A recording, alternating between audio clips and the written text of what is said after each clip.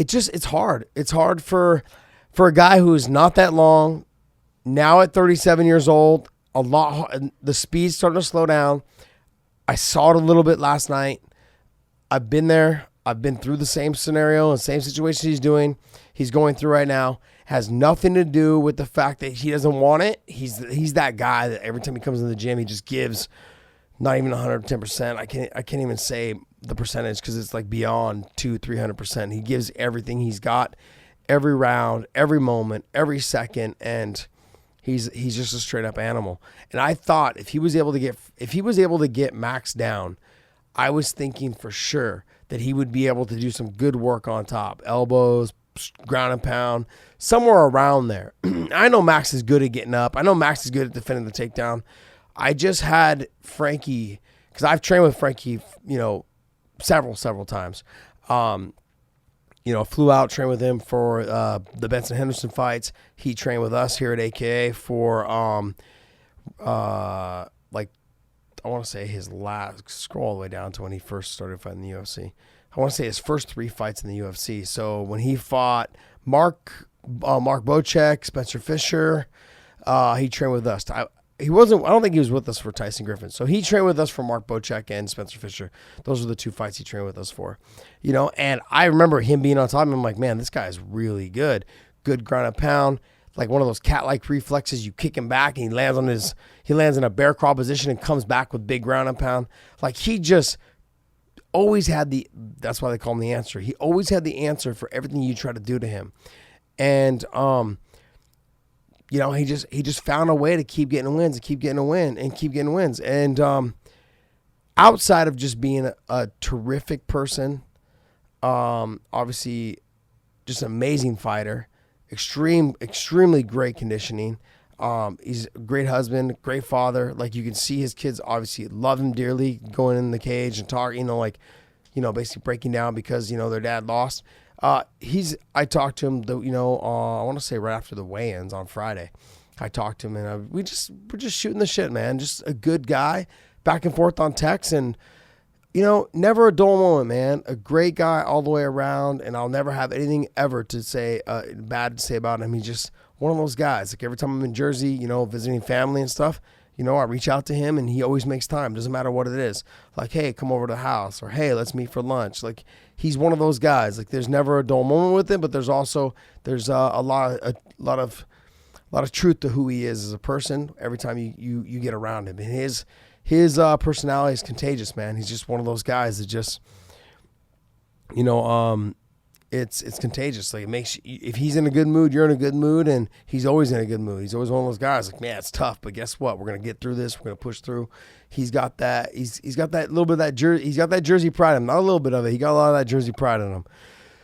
He just last night wasn't his night, man. It was one of those fights. He just came up short. I think Max started getting stronger as the fight went on. Frankie was having a hard time getting in there in the range. He was eating the jabs, and the strength and physical size, it was definitely a factor. And Joe talked about him moving to 35. I get concerned about him moving to 35 for a couple reasons. Moving to 35, I've always said this, is that anytime you take a lightweight guy, you move him to 45. Anytime you take a featherweight, you move him to bantamweight. The issue is this. Speed kills, man. Frankie was good at lightweight because he was faster than everybody. He moved to 45. He wasn't faster than everybody anymore. When he goes to 35, he won't be faster than everybody down there either. So him fighting guys like Marlon Moraes or fighting Henry Cejudo is not going to make him faster. It's going to be harder for him. Physically, maybe sure they'll be the same size, but Moraes is fucking huge, and that's the thing. Like, and Moraes and him train together, so I think he knows like where he's at in that whole in that weight class. I think he knows that 135 is probably a hard road too. I'm not saying he should go up to 55 either, because those guys now are absolutely fucking enormous. And he had a hard time with Max Holloway, who was at 145, who just lost to Dustin Poirier. So I think right now you're in that zone of, I'm 37 years old. I'm a former lightweight champion. I didn't get it done at 45. Like, I think right now, I think, is for him to go back to the drawing board, and he's in that position now to kind of pick and choose his fights. I think Dana has the utmost respect for him, understands exactly who Frankie Edgar is. At 37 years old, I mean, he had some tough fights, man. The Gray Maynard fights were fucking brutal on his body. Jose Aldo fights were brutal, like, to him, But he had a lot of great fights against a lot of great guys, His Benson Henderson fights, sure, they were tough fights. I had him winning the second fight, hands down. I had him winning. I had a close fight, the first fight with Ben. I had him still winning that fight, though, to be honest, in the first fight. I had him winning the second fight, hands down. I had him winning, not a split decision. I had him winning unanimously. But that was just me. The Jose Aldo fights, the speed played a factor, and you saw that. Without his speed, as he gets older, it's going to be harder for him to get the things that he needs to get in, because he's not a long, lanky guy, and he relies a lot on his takedowns and his mixing up of striking to the takedown, back up to the striking. And without speed, those things play a huge factor. And I don't know how many times I've said this. If there's an old saying that sticks around, it's because it's the fucking truth. When you say speed kills, it's because it's the truth. And that's why when people start talking to me, and I'm going to get into a different subject real quick, is when people start talking to me about, like, oh, the guy at 205 or the heavyweight, he's the GOAT. No, he's not. He's not the GOAT. I don't know if I can, maybe I'm being biased, but you guys can answer in the comment section. Maybe I'm being biased, but for me, I feel like 205 pounders, heavyweights, you can never be considered the GOAT, because the lack of talent there is ridiculous compared to the 45 and the 55 and the 170 pounders. The guys in those three weight classes, those guys should always be considered in that top GOAT conversation. You can only consider the people that are like in that 170 pound, 165 weight class and below. That's it. I think because the competition is so great with those guys. It's enormous. Think about it. There's no easy fights in that list of guys that Jose Aldo fight, in the list of guys that Frankie Edgar fought. There's no easy guys. So when we're talking the GOAT conversation, look at this. Look at this list that Frankie Edgar fought. Scroll down more.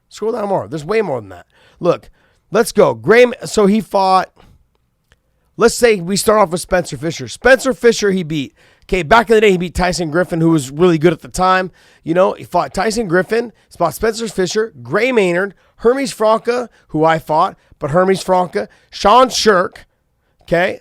Matt Veach, who was just, BJ Penn twice, 2 wins. Gray Maynard, which is a draw. Nasty fight, by the way. Gray Maynard, which is a draw. Then he fought Gray Maynard again, got the win, won the, secured his title. Fought Benson Henderson, lost. Went back and fought Benson Henderson again, should have won. Okay, fought Jose Aldo, lost. Had 3 losses in a row. Comes back, fights Charles Oliveira, who is now fucking phenomenal. Was phenomenal then, just... Frankie's better than him that night. Fought BJ Penn again, beat him again. Comes Swanson, Uriah Faber, and Chad Mendes knocks him out. Knocks out Chad Mendes. Then he fights Jose Aldo. Then he beats Jeremy Stevens. Yair Rodriguez just utterly dismantles. Loses to Brian Ortega, who was on all-time high at the time. Plus way bigger than Frankie, obviously. Beats Cub Swanson, just dismantles him. And then fights Max Holloway right now. Tell me, you go to the heavyweight division, how many of those guys have fought guys like that? Who in the hell has a list of guys of that level and they fought guys at that level? Tell me. I can't wait. I want you guys to list this in the comment section. So when guys start talking to me about the GOAT conversation, I have nothing but respect for guys like DC, John Jones, Cain Velasquez, Stipe Miocic. I have nothing but respect for those guys. Fedor Emelianenko, Derek Lewis. I love these guys. These guys are so fun to watch because of the knockouts, because of the things that they can do.